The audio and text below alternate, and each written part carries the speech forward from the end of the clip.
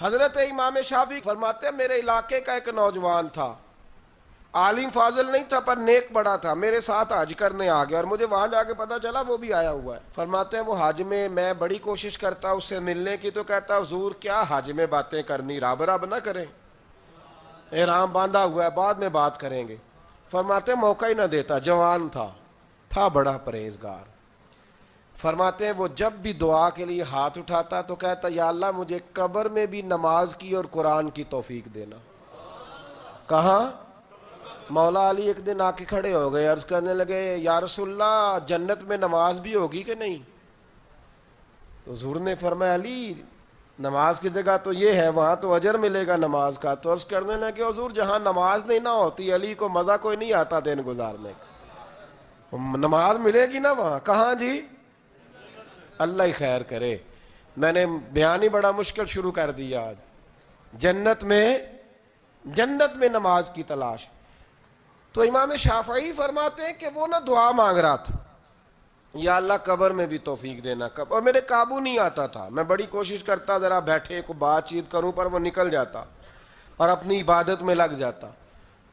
فرمانے لگے ایک دن نہ وہ حتیم کے پاس بیٹھ کے قرآن پاک پڑھ رہا تھا، میں 2-3 دفعہ گزرا تو پڑھ ہی رہا تھا، میں نے کہا آج قابو آ گیا ہے۔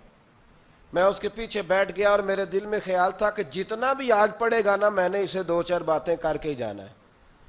آپ فرماتے ابھی میرے دل میں خیال آیا، اس نے قرآن مجید سمیٹا اور میری طرف دیکھ کے کہنے لگا حضور میں بھی آپ کا انتظار کر رہا تھا، آج میرا بھی دل تھا آپ سے ملنے۔ کہتا ہے میں خوش ہو گیا، لیکن اس نے کمال کر دی، جیب سے چند دینار نکالے اور کہنے لگا حضور آج ظہر کی نماز کے بعد نا میرا انتقال ہو جائے گا، تو یہ نا پیسے رکھ لیں، کفن خرید کے نا تو میرا جنازہ پڑھ کے تو یہاں جنت المعلا میں دفن کر دینا۔ امام صاحب کہتے ہیں میں اگلے لفظ کہنے لگا تھا کہ مجھ پہ سختہ آ گیا، کہنے لگا حضور مہربانی کر دیں کہ آپ میرے علاقے کے ہیں۔ پھر میں چپ کر گیا۔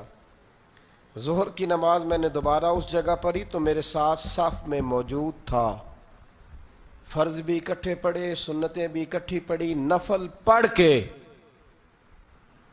جب میں نے توجہ کی تو وہ زمین پہ لیٹا ہوا تھا۔ میں قریب جا رہا تھا تو اس کے کلمے کی آواز میرے کانوں میں آ رہی تھی، اور جب تک میں اس کے پاس پہنچا اس کی روح پرواز کر گئی تھی۔ عرش فرشتے بانگاں ملیاں، مکے پہ گئی شور، بلے شاہ ایسا نہیں ہوں مرنا، اتنے مر گیا ہی کوئی ہور۔ آپ فرماتے میں نے غسل دیا، کفن دیا، دفن کر دیا۔ کئی سالوں کے بعد میں دوبارہ آیا، اسی جنت المعلا میں مجھے ایک اور جنازہ پڑھنے کا موقع ملا۔ میرے دل میں ہمیشہ خیال آتا تھا کہ وہ تو کہتا تھا یا اللہ قبر میں بھی قرآن کی توفیق دینا، تو یا اللہ مجھے دکھا وہاں پڑھتا ہے کہ نہیں پڑھتا۔ تو امام صاحب فرماتے ہیں وہ میرے دل میں بات تھی، اللہ نے موقع دیا، میں دوبارہ جنازے میں گیا تو جو قبر کھودی گئی وہ اس کی قبر کے بالکل ساتھ تھی۔ اچانک میری نظر پڑی تو قبر کی دیوار گر گئی، لوگ پریشان ہو گئے، کہنے لگے آپ عالم اب آپ بتائیں کیا کرنا ہے؟ تو کہتا ہے میں نے جھانک کے ذرا آگے دیکھا تو اندر بیٹھ کے قرآن پاک پڑھ رہا تھا، تو میری طرف دیکھ کے کہنے لگا السلام علیکم امام صاحب، یہ دیوار شیوار کوئی نہیں گری، یہ اللہ نے آپ کی دعا قبول کر لی ہے۔ آپ کو پتہ چل گیا نا رب نے مجھے قبر میں بھی قرآن پڑھنے کی توفیق عطا فرمائی۔ سمجھ آ گئی نا آپ کو؟ فرمانے لگے اب دیوار بند کر دو اور مہربانی کرنا دوسروں کو نہ بلانا۔